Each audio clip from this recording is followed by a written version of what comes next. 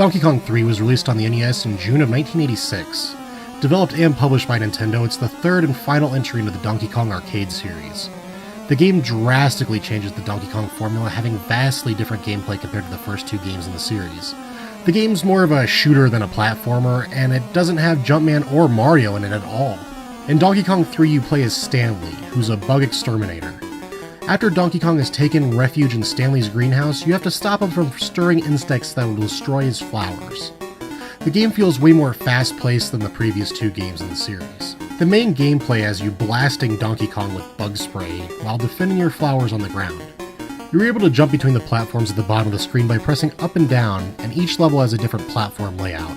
Stanley's bug spray attack only has a limited upward range, so you need to slowly work your way up the platforms on the ground to force Donkey Kong upward until he reaches the top, and you win the level. However, if Donkey Kong reaches the bottom of the ropes and drops down, you'll lose the level. On certain levels, a super spray will hang from the ropes that Donkey Kong is hanging from, and if you're able to get him up high enough, he'll knock it down and you're able to collect it. When the super spray is active, you're able to shoot to the top of the screen and force Donkey Kong to climb at a much faster rate. The super spray will expire after a certain number of shots, however.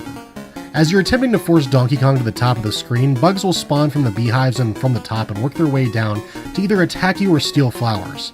There's a number of enemy bug types that includes worms that can only be stunned, standard flies, and queen bees which take 2 hits and shatter into pieces that can kill you when you kill them. Donkey Kong 3 is a really fast-paced and complex single-screen arcade game, and it's one of my favorites from the era. There's a lot to manage, but it feels way more action-packed than the previous two Donkey Kong games where the goal is to reach the top of the level. However, this game's goal isn't to reach the end of the level, but to defend and attack, which I find a lot more fun. As with the previous two games, the game consists of black backgrounds and bright, colorful foregrounds that have a classic early 80s arcade feel.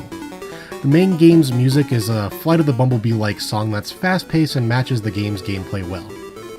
Overall, Donkey Kong 3 is the fastest paced of the Donkey Kong trilogy and is a blast to play. Even if the game is only a short few minutes each time you play it, it's something that's really awesome for picking up and playing, or for going for high scores on. The fast-paced gameplay keeps you glued to the game and wanting more.